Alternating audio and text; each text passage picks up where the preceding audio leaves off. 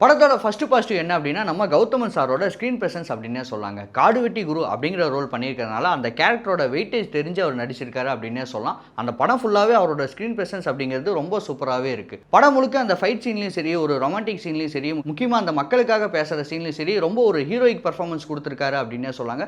படம் பார்க்குறப்போ அவரோட ஸ்க்ரீன் பிரசன்ஸ் வந்து ஒரு பெரிய ஹீரோ படம் பார்க்குற மாதிரியே இருக்குது அப்படின்னே சொல்லலாம். இதே படத்தில் பார்த்தீங்கன்னா அந்த சின்ன வயசு காடுவெட்டி குரு அந்த ரோலில் பார்த்தீங்கன்னா நம்ம கௌதமன் சாரோட பையனே நடிச்சிருக்காருங்க. அவரும் ஒரு சூப்பரான பர்ஃபார்மன்ஸ் கொடுத்துருக்காரு அப்படின்னு சொல்லலாம். அதாவது பையன் அப்பா ரெண்டு பேருமே தான் அந்த ஒரு ரோலை பண்ணியிருக்காங்க. சின்ன வயசு ரோலில் வந்து பையன் நடிச்சிருக்காரு, பெரிய வயசு காடுவெட்டி ரோலில் பார்த்தீங்கன்னா நம்ம அப்பா அதாவது நம்ம கௌதமன் சார் அவர் வந்து நடிச்சிருக்காரு.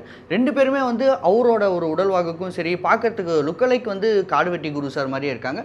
ஸோ இந்த விஷயமே பார்த்தீங்கன்னா படத்தில் வந்து ரொம்ப ஒரு பாசிட்டிவ் விஷயமா இருந்தது. அண்ட் அடுத்த பாசிட்டிவ் அப்படின்னு பார்த்தீங்கன்னா மியூசிக். படத்தில் மியூசிக்கும் சரி அந்த ஆர்ஆரும் சரி ரொம்ப சூப்பராகவே அந்த படத்துக்கு என்ன தேவையோ அதை வந்து சூப்பராக போட்டு கொடுத்துருந்தாரு அப்படின்னு சொல்லலாம். இந்த படத்துக்கு மியூசிக் டேரக்டர் யார் அப்படின்னு பார்த்தீங்கன்னா நம்ம ஜிவிபி சார் தான். ஸோ இந்த படத்தில் மியூசிக்கும் சரி சாங்கும் சரி அந்த பேக்ரவுண்ட் பிஜிஎம் அதுவும் சரி ரொம்ப பர்ஃபெக்டாக அந்த படத்துக்கு என்ன தேவையோ அதை பெஸ்ட்டாகவே பண்ணி கொடுத்துருந்தாங்க. முக்கியமாக சொல்லணும்னா படத்தில் சாங்ஸை பற்றி பேசலாம். படத்தில் சாங்கோட விஷுவலும் சரி அந்த ஒரு டான்ஸ் மூமெண்ட்டும் சரி கோரியோவும் சரி பாடல்கள் எடுக்கப்பட்ட அந்த லொக்கேஷனும் சரி எல்லாமே வந்து ஒரு கிராமத்தை நினைவுபடுத்துகிற மாதிரி இருந்தது. ஏன்னா இதுக்கு முன்னாடி ரொம்ப நாளாக இந்த மாதிரி சாங்ஸ்லாம் வரவே இல்லை அப்படிங்கிற மாதிரி சொல்லலாம்.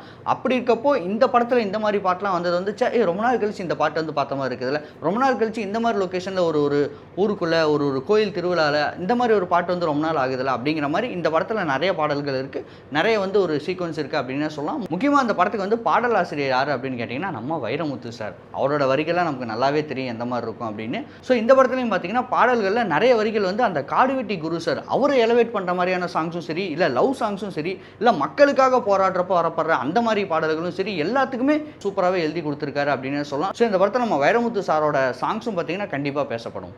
அடுத்த பாசிட்டிவ் பார்த்தீங்கன்னா படத்தோட கேஸ்டிங் அப்படின்னே சொல்லாங்க. அதாவது இந்த படத்தில் பார்த்தீங்கன்னா நம்ம சமுத்திரக்கனி சார் அவர் நடிச்சிருக்காரு, சரண்யா பொன்வனன் மேம் அவங்க நடிச்சிருக்காங்க, ஆடுகளம் நரேன் சார் அவர் நடிச்சிருக்காரு. அப்புறம் இன்னும் வந்து புதுசாக ஒரு சர்ப்ரைஸ் எலமெண்ட் கொடுத்துருக்காங்க அப்படின்னே சொல்லாங்க. என்ன அப்படின்னு கேட்டிங்கன்னா ஜிசியு படத்தில் இருக்குங்க. என்னடா எனக்கு எல்சியு தானே தெரியும் அப்படின்னு கேட்டிங்கன்னா ஜிசியுன்னு ஒரு விஷயம் இருக்குங்க. என்ன அப்படின்னு கேட்டிங்கன்னா கௌதமன் சினிமாட்டிக் யூனிவர்ஸ் அது வந்து இந்த படத்தில் வந்து நடந்திருக்கு அப்படின்னே சொல்லலாம். அதாவது நம்ம கௌதமன் சார் இருக்கார் இல்லையா, அவர் வந்து இதுக்கு முன்னாடி ஒரு டிவி சீரிஸ் ஒன்று பண்ணாருங்க. என்ன அப்படின்னு கேட்டிங்கன்னா நம்ம சந்தனக்காடு சீரிஸ், அதாவது ஒரு வீரப்பன் அவரோட பயோகிராஃபி வச்சு ஒரு சீரிஸ் ஒன்று பண்ணார் இல்லையா. அந்த படத்தில் யார் வந்து லீட் ரோலாக நடிச்சிருப்பார், அதாவது நம்ம வீரப்பனா யார் நடிச்சிருப்பாங்க, கராத்தே ராஜா அவர் வந்து வீரப்பனா நடிச்சிருப்பார் இல்லையா.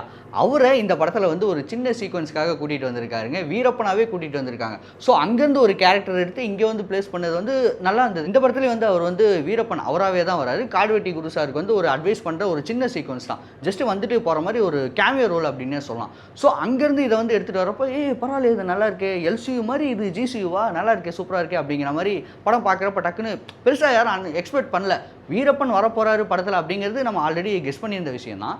பட் இவர் வராரு அப்படிங்கிறப்போ நல்லா இருக்குது எலமெண்ட் வந்து ஒரு மாதிரி நல்லா இருக்கே அப்படிங்கிற மாதிரி புதுசாக இருந்தது படத்தில் தேட்டரில் பார்க்குறப்போ. ஸோ இதுக்கு அடுத்து கூட பார்த்தீங்கன்னா இவர் வந்து நம்ம பிரபாகரன் அவரோட வாழ்க்கையை வரலாறு படமாக எடுக்கிறதா சொல்லியிருக்காரு. அப்படி பார்க்குறப்போ அதில் பார்த்தீங்கன்னா கூட வீரப்பன் சார் இல்லாமல் கண்டிப்பாக படம் எடுக்கவே முடியாது அப்படின்னே சொல்லலாம். அப்போ அதில் கூட நம்ம வீரப்பன் கேரக்டரில் பார்த்தீங்கன்னா நம்ம கராத்தே ராஜாவே நடிக்க வைக்கலாம். அண்டு நம்ம காடுவெட்டி குரு சார் அவரோட ரோல் கூட தேவைப்பட்டால் இந்த கௌதமன் சாரே அதுக்குள்ளே வரலாம் அப்படிங்கிறதுக்கும் வாய்ப்பு இருக்குது. ஸோ இந்த ஜிசி அப்படிங்கிற விஷயம் இந்த படத்துலேருந்து ஸ்டார்ட் ஆயிடுச்சு அப்படின்னே சொல்லாங்க. அடுத்தடுத்து பார்க்கலாம். நம்ம கேப்டன் பிரபாகரன் அவரோட படம் பார்க்குறப்ப தான் தெரியுது எந்த மாதிரி போகுது அப்படின்னு. பட் போனால் நல்லா இருக்கும் இல்லையா, ஏன் எல்சியூ மட்டும் தான் இருக்கணுமா, ஜிசியோ இன்னும் அடுத்தடுத்து இந்த மாதிரிலாம் வரவே கூடாதா, வரட்டுங்க வந்தால் நம்ம தமிழ் சினிமா கண்டிப்பாக வளரும்ல, பார்ப்போம் எப்படி இருக்குன்னு. பரவாயில்ல என்னப்பா ஃபுல்லாக பாசிட்டிவாக சொல்கிறேன், பெருசாக நெகட்டிவ் எதுவும் இல்லையா அப்படின்னு கேட்டிங்கன்னா படத்தில் நிச்சயமாக நெகட்டிவ் வந்து இருக்குங்க. என்ன அப்படின்னு கேட்டிங்கன்னா படம் வந்து நீங்கள் ஒரு நார்மல் ஆடியன்ஸாக போய் பார்க்குறப்போ படம் வந்து உங்களுக்கு நிச்சயமாக பிடிக்கவே செய்யும் அப்படின்னு சொல்லலாம். பட் காடுவெட்டி குரு சார் அவரோட லைஃப் வந்து உங்களுக்கு தெரிஞ்சிருக்கு அப்படின்னா உங்களுக்கு வந்து இந்த படம் பார்க்குறப்ப நிறைய விஷயம் வந்து இது எது வந்து உண்மை எது வந்து திரிக்கப்பட்டிருக்கு அப்படிங்கிறது உங்கள் கண்ணுக்கு தெளிவாகவே தெரியும் அப்படின்னே சொல்லலாம். இதெல்லாம் உண்மையாகவே நடந்ததா அப்படிங்கிற மாதிரி சில சீக்வன்ஸ்லாம் பார்க்குறப்போ நமக்கு வந்து யோசிக்க தோணுது. பிகாஸ் காடுவெட்டி குரு சார் அவரோட லைஃப் வந்து நமக்கு ஓரளவுக்கு தெரிஞ்சிருக்கு அப்படிங்கிறதுனால இந்த சீக்வன்ஸ்லாம் பார்க்குறப்போ இதெல்லாம் உண்மையா, இது வந்து தெரியல எழுதப்பட்டிருக்கோ, இது வந்து ஜஸ்ட் ஒரு கமர்ஷியல் பர்பஸ்க்காக எழுதப்பட்டிருக்கோம் அப்படிங்கிற மாதிரி சில விஷயம்லாம் கண்டிப்பாக இருக்க தான் செய்யுது. ஆக்சுவலாக இந்த படம் முடிஞ்சதுமே வந்து ப்ரெஸ் மீட் கண்டக்ட் பண்ணாங்க. அதில் வந்து டேரக்டர் சார் வந்திருந்தார். அவரே கூட சொல்லியிருந்தார் சின்ன சின்ன கமர்ஷியல் எலமெண்ட்ஸ்க்காக நாங்கள் சில விஷயம் ஆட் பண்ணியிருக்கோம், ஃபைட் சீன் ஆட் பண்ணியிருக்கோம், அப்புறம் பார்த்திங்கன்னா சாங்ஸ் ஆட் பண்ணியிருக்கோம் அப்படிங்கிற மாதிரி சொல்லியிருந்தாங்க. கமர்ஷியல் பர்பஸ்க்காக சில விஷயம் ஆட் பண்ணுறது வேறு. பட் அது உண்மை சம்பவத்தை ஒரு 80% உண்மையை சொல்லிட்டு ஒரு 20% சில விஷயம் ஆட் பண்ணால், அதுவும் கமர்ஷியல் பர்பஸ்க்காக மட்டும் ஆட் பண்ணால் அது வந்து ஓகே. பட் இது முழுக்க முழுக்க உண்மை சம்பவமாக இல்லாமல் ரொம்ப சில விஷயம்லாம் வந்து ஆட் பண்ணியிருக்காங்களோ அப்படிங்கிற மாதிரி தோணுது. பட் இது வந்து அந்த விஷயம் தெரிஞ்சவங்களுக்கு மட்டும்தான். நீங்க நார்மல் ஆடியன்ஸா தியேட்டர்ல போய் உட்கார்றப்போ, அத பத்திலாம் பெருசா எதுவும் தெரியாது அப்படிங்கிறப்போ, ஓகே ஒரு நல்ல படம் அப்படிங்கிற மாரி உங்களுக்கு கண்டிப்பா நிச்சயமா இருக்கும். அடுத்த நெகட்டிவ் என்ன அப்படின்னு பார்த்தீங்கன்னா, நம்ம கௌதமன் சார் அப்படின்னே சொல்லாங்க. என்னடா ஃபர்ஸ்ட் பாசிட்டிவே நீ அவர தான சொன்ன அப்படின்னு கேட்டீங்கன்னா, அதே தான் இந்த படத்துல வந்து நெகட்டிவாவும் இருக்கு அப்படின்னே சொல்லலாம். ஏன் இப்படி சொல்றேன் அப்படின்னு கேட்டீங்கன்னா, படத்துல வந்து இந்த லென்த்தி டயலாக்ஸ்ல வந்து அதிகமாவே இருக்கு அப்படின்னே சொல்லாங்க. சரி ஓகே டயலாக் இருந்தா கூட பரவால்ல. பட் எல்லா சீன்லயும் லென்த்தியா டயலாக் மட்டுமே பேசுறாரே தவிர, ஒரு ஒரு லைக் ஆக்ஷன் வைஸா அவர் வந்து எதுவுமே பண்ணல. ஒரு விஷயம் நடக்குதா லென்த்தா ஒரு டயலாக் பேசுறாரு. ஸோ ஒரு மூவி அப்படிங்கிறது என்ன அப்படின்னா, ஒரு ஆக்ஷன் அதுதான் இல்லையா? படம் ஃபுல்லா அவர் வந்து பேசுறாரு, டயலாக் பேசுறாரு, சுத்தி மக்களை நிக்க வச்சு பேசிட்டே இருக்கிறாரு. ஆப்போசிட்ல வில்லனை பார்த்து நிறைய டயலாக் பேசுறாரே தவிர, அவர் ஆக்ஷனா என்ன பண்ணாரு அப்படின்னு பார்த்தீங்கன்னா, படத்துல பெருசா அவரோட ஆக்ஷன்ங்கிறது பெருசா எதுவுமே இல்லைங்க. நான் ஆக்ஷன் சொல்றது ஃபைட் சீனை பத்தி சொல்ல. ஒரு விஷயம் மக்களுக்காக பண்ணணும்னா, அதுக்கு அவர் என்ன ஆக்ஷன் எடுக்கிறாரு அப்படிங்கிறத விஷுவலா நமக்கு காட்டணும் இல்லையா? பட் அத பத்தி எதுவுமே அவர் காட்டுறதில்ல. நான் இத பண்ணுவேன், நான் இத பண்ணுவேன் அப்படிங்கிற மாரி வாயில சொல்றாரே தவிர, அடுத்த சீன்லயே பார்த்தீங்கன்னா, அவர் வந்து அத பண்ணிட்டாரு. எப்படி இத பண்ணாரு? அது சாதாரண விஷயமே இல்லையே. வாயில சொல்றப்போ ஓகே. பட் அத எப்படி ஒரு எக்ஸிக்யூட் பண்ண போறாரு அப்படின்னு சொல்லிட்டு நம்ம வெயிட் பண்ணோம்னா, அடுத்த சீன்லயே அவர் வந்து பண்ண மாரி காட்டிடுறாங்க. இது எப்படி? இது ரொம்ப சாதாரணமான விஷயம் இல்லையே. இவரு எப்படி இத பண்ணாரு அப்படின்னு காட்டுறது தானே மக்களுக்கு வந்து ஒரு மாரி என்கேஜிங்கா இருக்கும். பட் அந்த மாரி எதுவுமே காட்டாம ஜஸ்ட் சொல்ற விஷயத்த அடுத்த சீன்லயே செஞ்சுர்றாரு அப்படிங்கிறப்போ, பார்க்குறப்போ கொஞ்சம் கனெக்டிவிட்டியா இல்லையே, ஒரு ஒரு என்கேஜிங்கா இல்லையே அப்படிங்கிற மாரி ஃபீல் வந்து கண்டிப்பா வருது அப்படின்னே சொல்லலாம். அண்ட் படத்துல பார்த்தீங்கன்னா, நெறைய மாஸான ஒரு எலவேட் பண்ற சீன்லாம் வைக்கிறேன் அப்படின்னு சொல்லிட்டு, கிரிஞ்சான சீக்வென்ஸ்லாம் நெறையவே வந்து வச்சுட்டாங்க அப்படின்னே சொல்லலாங்க. ஏன் அப்படின்னு பார்த்தீங்கன்னா, நெறைய சீன்ல வந்து ஹீரோக்கு நான் வந்து எலவேட் பண்றேன் அப்படிங்கிற மாரி எழுதியிருக்காங்க. பட் அது வந்து ஆடியன்ஸ் பார்க்குறப்போ, "எப்பா இதுதான் ஹீரோவோட எலவேஷன் சீனாப்பா" அப்படிங்கிற மாரி தான் இருக்கு.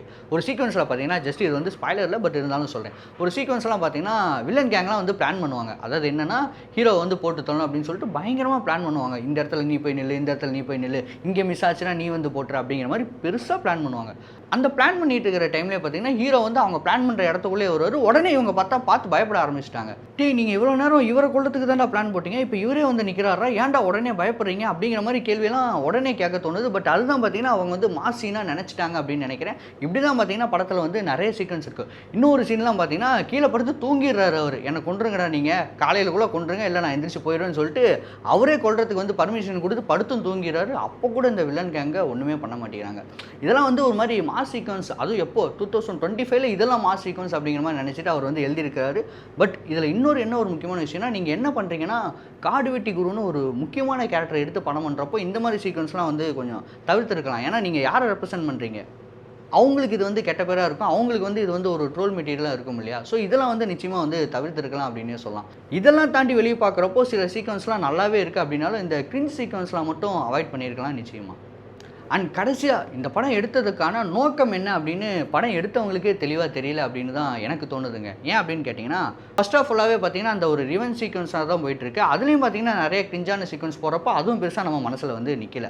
சரி செகண்ட் ஹாஃப் மக்களுக்காக இவர் வந்து என்னென்னலாம் பண்றாரு, அது கொஞ்சம் இன்ட்ரெஸ்டிங்கா இருக்கும் அப்படின்னு பார்க்குறப்ப, நான் முன்னாடி சொன்ன மாரி தான் பேசுறாரு, அத நடத்திடுறாரு. அந்த எக்ஸிகியூஷன்ங்கிற ப்ராசஸ் வந்து நம்மகிட்ட தெளிவா காட்டல. ஸோ அப்படிங்கிறப்போ நமக்கு செகண்ட் ஹாஃப்லயும் பெருசா எந்த ஒரு சீக்வென்ஸும் வந்து மைண்ட்ல நிக்க மாட்டேங்குது. ஸோ ஓவராலாவே படம் பார்க்குறப்போ ஓ! ஓகே. இதுதான் வந்து ஒரு ரியல் லைஃப் ஸ்டோரியா? ஓகேப்பா. சரி ஓகே நல்லாயிருக்கு. அப்படிங்கிற மாரி தான் தோணுதே தவிர, படம் பார்த்த ஒரு இம்பேக்ட் அந்த மாரி எதுவும் வந்து நம்ம மனசுல நிக்கல அப்படிங்கிறப்போ, இன்னும் கொஞ்சம் ஒரு ஸ்க்ரீன் பிளேலயோ, ஒரு ஸ்டோரி வைஸாவோ இன்னும் கொஞ்சம் பெட்டரா பண்ணியிருக்கலாமோ அப்படிங்கிற மாரி தோணுது. பட் இது வந்து பார்த்தீங்கன்னா, அந்த ஸ்டோரி வைஸா மட்டும் தான். படத்தோட மேக்கிங்லாம் பார்த்தீங்கன்னா, ரொம்ப சூப்பராவே இருக்குன்னு சொல்லலாம். அந்த ஆக்ஷன் சீக்வென்ஸா சரி, அந்த ஒரு சாங் சீக்வென்ஸா இருந்தாலும் சரி, அந்த ஒரு சின்ன சின்ன காமெடி சீக்வென்ஸ்லாம் இருக்கு. அதெல்லாம் ரொம்ப ஓகே இருக்கு அப்படின்னே சொல்லலாம். அந்த ரெடின் கிங்ஸ்லி அவரோட சீன்லாம் வந்து நெறைய நல்லாயிருக்கு. அப்புறம் நம்ம மன்சூர் அலிகான் அவரும் படத்துல இருக்காரு. அவரோட சீக்வென்ஸ் எல்லாம் நல்லாவே இருக்கு. ஸோ ஓவராலாவே வந்து ஒரு ஃபேமிலி ஆடியன்ஸா நீங்க உள்ள போய் பார்க்கலாம். ஒரு என்ஜாய் பண்ணலாம் அப்படின்னு தான் சொல்லலாம். பட் நீங்க ஸ்டோரி எதிர்பார்த்து ஒரு ஸ்க்ரீன் பிளே எதிர்பார்த்து என்ன என்கேஜிங்கா வச்சுக்கணும் அப்படிங்கிற மாரி போறவங்களுக்கு நிச்சயமா இந்த படம் வந்து ஒரு ஏமாற்றம் அப்படின்னே சொல்லலாங்க. ஸோ இந்த படையாண்ட மாவீரா படம் இன்னைக்கு ரிலீஸ் ஆயிருக்கு. ஸோ நிச்சயமா தியேட்டர்ல போய் பாருங்க. பார்த்துட்டு உங்க எக்ஸ்பீரியன்ஸ் எப்படி இருக்கு? உங்களுக்கு என்னென்னலாம் ஓகே ஆயிருக்கு? உங்களுக்கு என்னென்னலாம் ஓகே ஆகலன்னு சொல்லிட்டு கண்டிப்பா வந்து கமெண்ட்ல சொல்லுங்க. அடுத்த ஒரு ரிவ்யூல கண்டிப்பா நம்ம மீட் பண்ணலாம்.